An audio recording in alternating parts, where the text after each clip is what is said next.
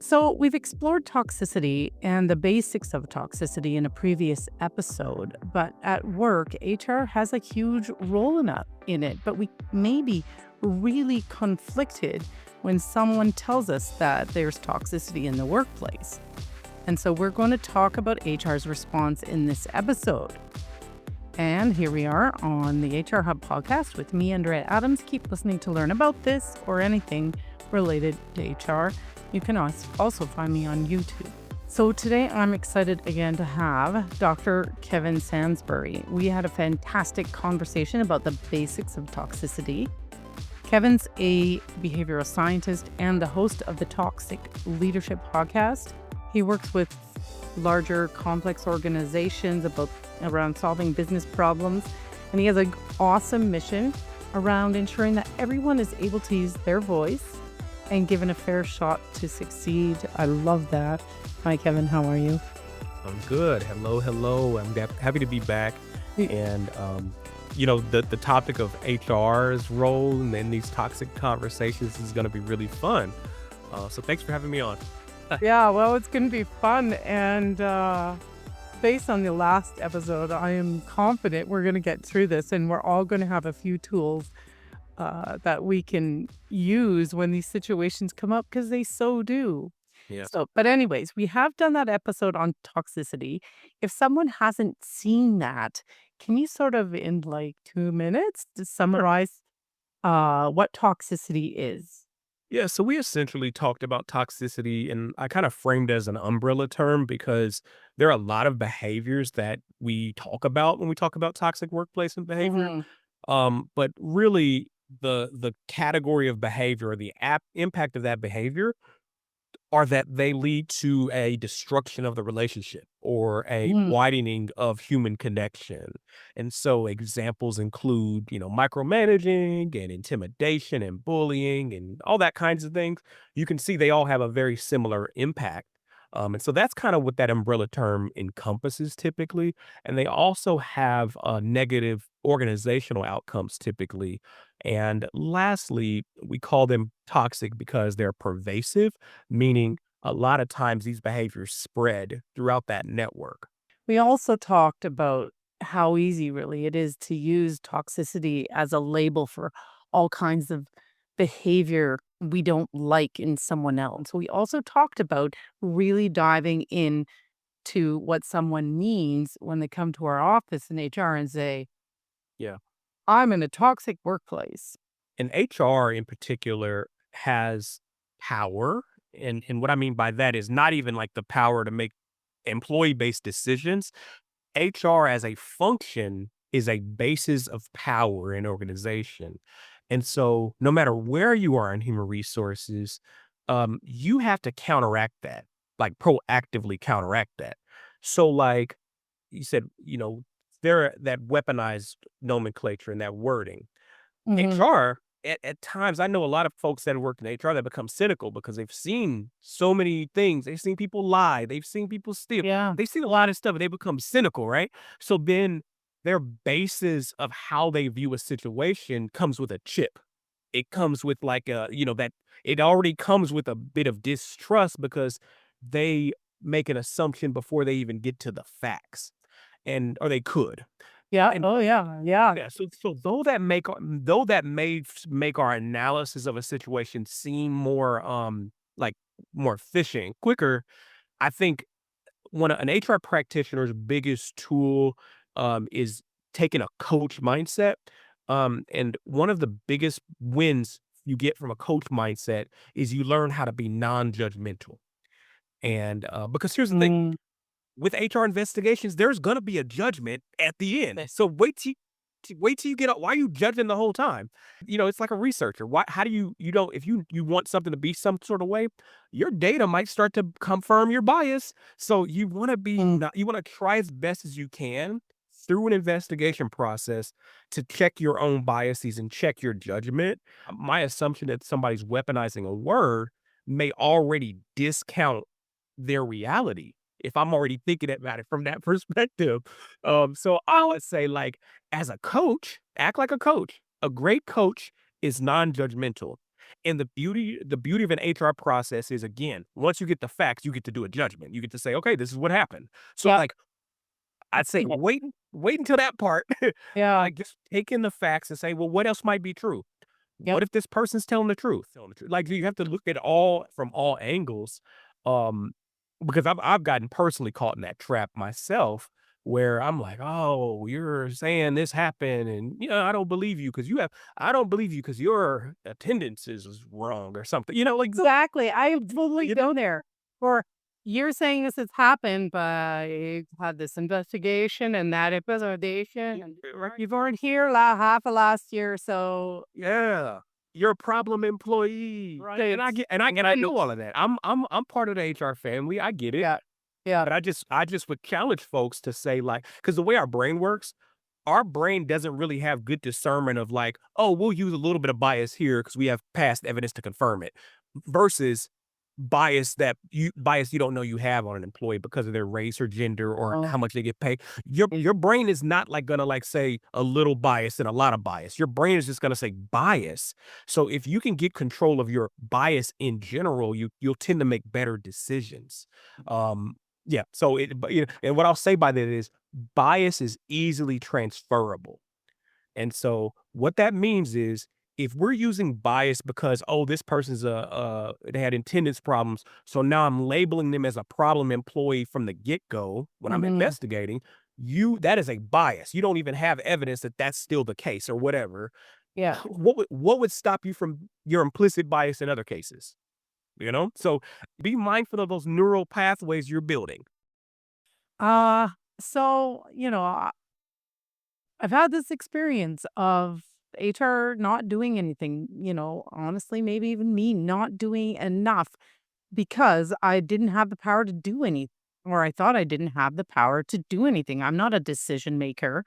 The person against whom the complaint is being made, has lots of actual organizational power. And it's easy for us to say that the HR person in that situation should just get more spine, stand up, prove Mhm. power, all that business. What do you think? I think HR and anybody thinking about this they need to do this heavy lifting before they need the heavy lift.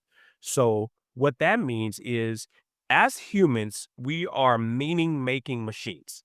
And what tends to happen when you don't walk the walk and talk the talk and it doesn't match, people tend to make meaning and they tend to say, oh, this organization's untrustworthy because you said 2 weeks ago we are inclusive and we want to listen to employee voice, Yeah. and you didn't even share with us the employee engagement data. You never Right. shared it. It's a black hole.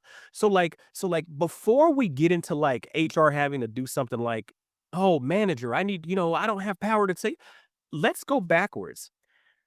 What are the rules in this organization and not your policies? What are the Mhm. rules of working? What are the ways of working? What are our norms? What do we believe in as leaders, and how we treat people? Mm. And if I were HR in a department or in an organization, I would have this conversation with whoever this power people are who have the power, have that conversation before you need to use those rules because now they all help define it. They all co-created it. So what it'll say, here's an example. I have trouble because, I want to step in and I know this leader is toxic and I want to step in. Yet this other VP that's my coworker is protecting this person. Well, it's probably hard to have that conversation when it feels like a HR versus operations. Yes. Okay, it's hard. Okay, but imagine if the operations VP and the HR VP and all the other VPs, we sat down well before this event and Mhm. we set what are our commitments to each other. Mhm. What are our commitments to each other? How do we know we trust each other? What's trust look like for the VP level, right? Because now we just built a collective network. And now we're going to work together to achieve our organizational results. And so now when I reach out to the operations VP about one of their problem employees who is a rock star but having some issues, they're going to talk to me like we're on the same team. So I'm more likely to be like, okay, well, what do you think we should do, HR? What I'm saying is, you need to build these relationship rules and structures before you need to utilize them.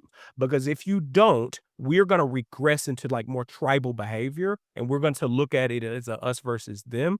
And that's not the way to be successful with people. In a related sense, it's easy to address toxicity when you have leadership support, and it's really hard to address, toxicity when you don't have leadership support. Is there anything HR can do when toxic behavior is condoned by management? Yeah, I mean, well, there's something HR should do. HR should protect the company. And what that means is, hey, I mean, like that's HR's job no matter who's doing it. All there to protect the company. I love that. Okay. That's great. Okay. That's so perfect. Okay. So there. So it's HR. Regardless, you don't have their support. Well, HR, you need to do your job. That you can do whatever your job is. That could be, you know what, we're gonna do some training in that department. Maybe they won't let you address the toxic directly or whatever. Okay, well let's do some training on inclusive leadership. Let's have more conversations at the C-suite level about how organizational culture is a competitive advantage and how do we want to keep that going. Maybe we need to bring, HR has the data. You need to start bringing the numbers, start bringing in the qualitative data, start bringing in how much turnover costs, start talking about leadership transitions. HR needs to utilize all the tools that they have in their locus of control, because by doing that, you're doing your job. And no matter who is a brick wall in your organization, HR needs to do their job in the areas they can, and that is with employee retention data, employee engagement, culture, training and development. All that kind of stuff can be presented still because that's your job. Those things that you just talked about, like, for a coordinator or an advisor, someone who's low in the organization, uh, are these things they can do? You must do a scan of your power because everybody has power. I don't care where you are in an organization. You have Yeah. power somewhere. So as you do your power analysis and you scan out, where do I have locus of control? Where do I have like if you're a coordinator and advisor, you now have the power of firsthand knowledge. First, you're the first, they came to you. They're not typically going to the VP. So now you got firsthand knowledge, first level data. And your audience at the HR coordinator level and advisory level might be HR leadership, not organizational leadership. So who you're building out your case for and having conversation with is HR leadership. And so you need to make that play and have these conversations strategically. Because at the end of the day, one thing I found really awesome for anybody who wants to thrive in an organization is you need to be able to show confidence, competence, initiative, and Mhm. the ability to be strategic. And by you embodying that, no matter you could be the HR. I started off as an HR assistant and left the assistant vice chancellor of human resources for an organization of about 4,000 employees. And I had about 28 people in the HR department. And, so, like, I started off at the bottom, but what I did was I was always demonstrating my ability to be strategic in what I had touch points on, my department Mhm. or whatever it might Mhm. be, my sub function of HR, specialty in HR. I was always strategic about it. And so you in the coordinator and advisor role have to pull the levers that you have direct access to and Mhm. leverage those unique perspectives that you have direct access to too by through your role. So, from an HR perspective, can we get to the root cause of toxicity? Yeah, I mean, there's one that's out of your control, and that's like whatever society that company is in. A lot of the negative aspects of that society tend to permeate into the company. So that's out of our control. But Do you have an example of that? Like, oh yeah, hyper competitiveness is a great example. Hyper individualism, when we keep talking about we're a team and we're all this, but yet we're hyper individualistic in the company. We have no team rewards. We don't have any kind of performance appraisal rewards that reward teamwork. We just say it. So like that like at least in the United States is super individualistic as a society. But Mhm. yet they get into companies and the companies say, "Oh, work as a team." But you plucked me from a super individualistic society. So what do you mean work as a team? I'm gonna be individual. So you have to like so that's what I'm trying to say. Like, so the society in which you live in, a lot of those norms permeate into whatever company you work for Yeah. automatically.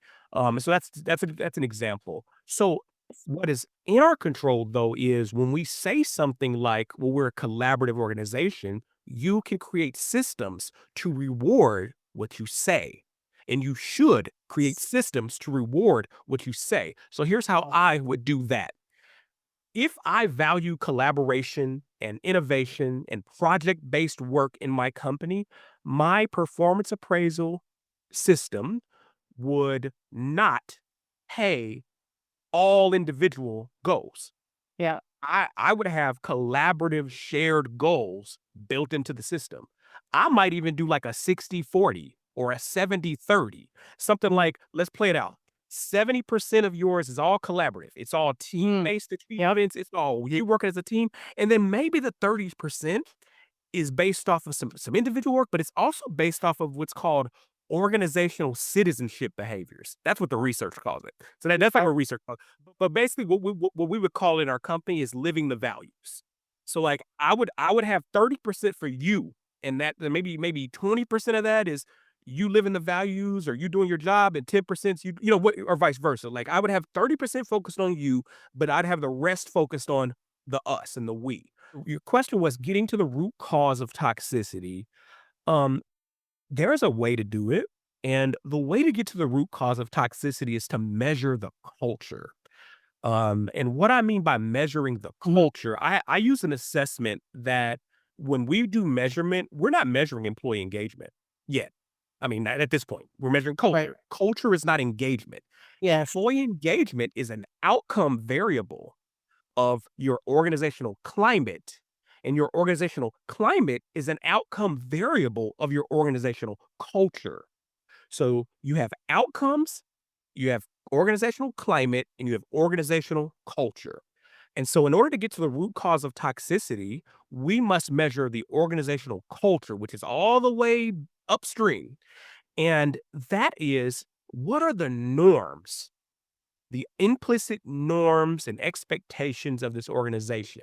And I'll give you an example of a norm that I measure. I measure something called avoidance. Avoidance is a behavioral norm.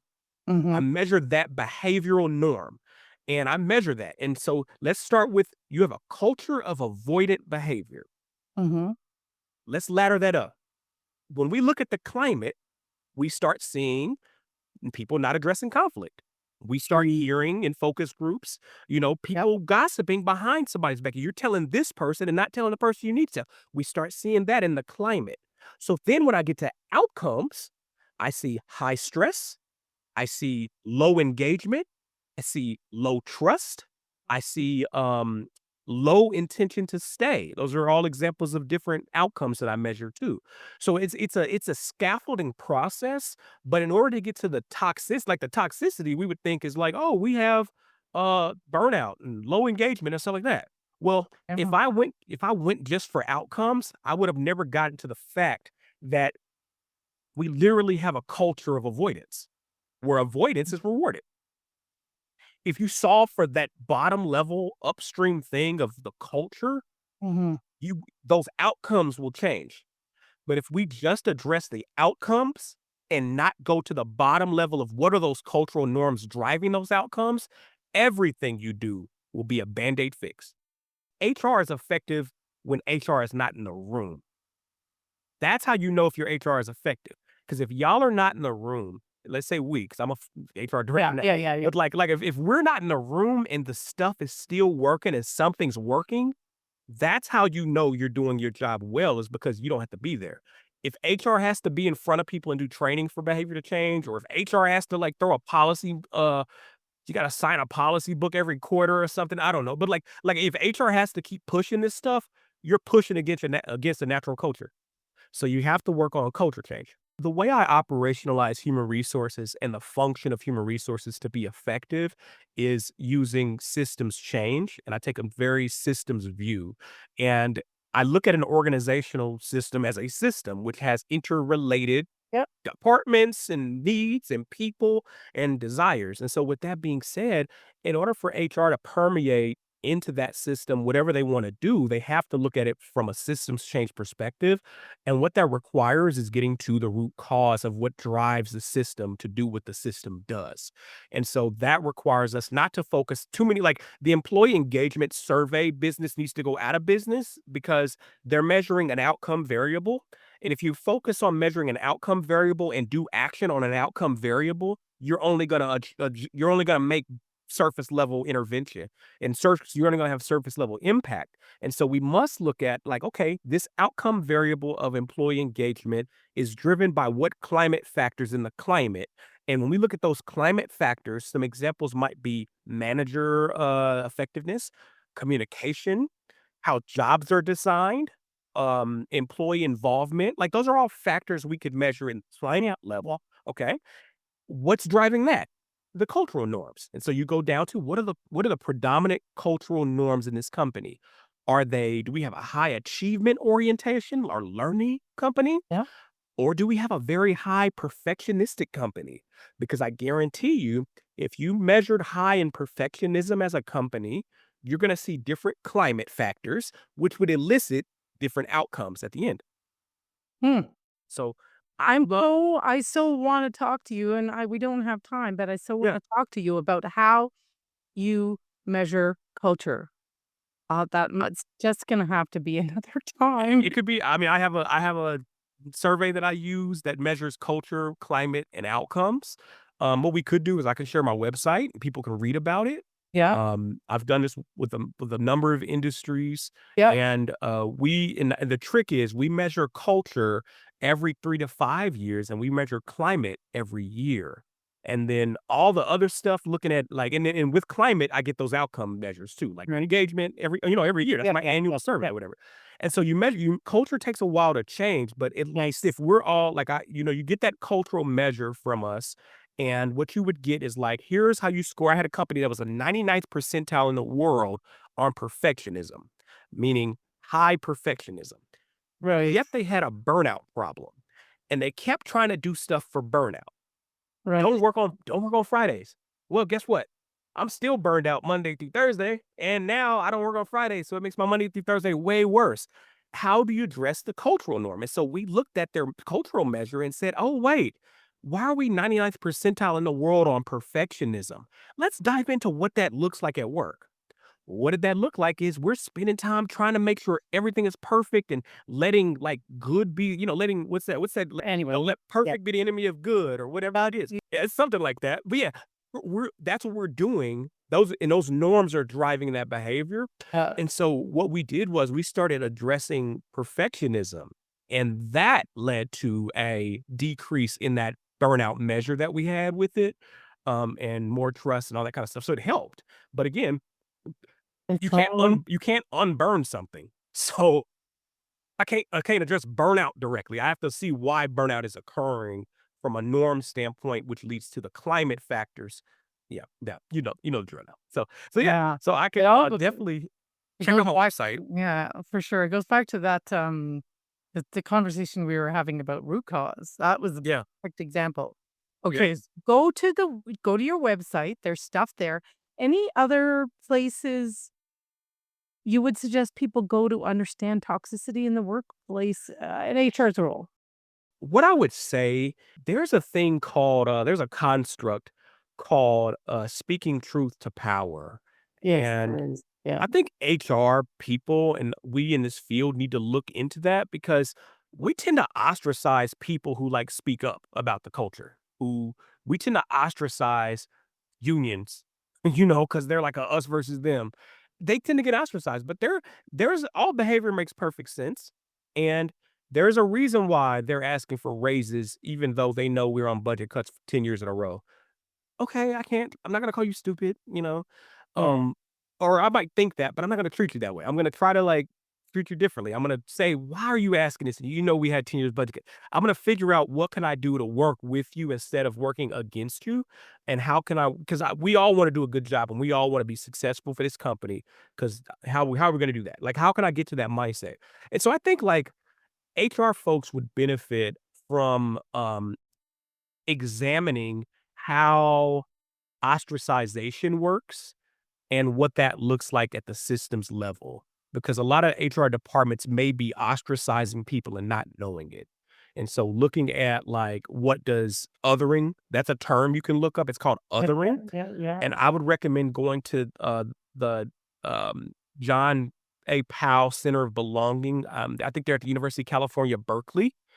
They provide a lot of, like, examples of what othering is, and so I think and they talk about othering and belonging, and so I think looking at that kind of language and that kind of research to inform how we become more belonging-centric, HR practitioners and organizational structures, that would be my advice. Well, thanks, Kevin. My mind honestly is blown by the level of insight you had into the real struggles that we have in HR and real suggestions for doing something about it. I feel so privileged actually to have participated in this conversation. Anyway, we have reached the end of this episode. I'd love for it to go on a lot longer, but I appreciate that you out there are listening, and we'll catch you next time when I talk with another insightful guest.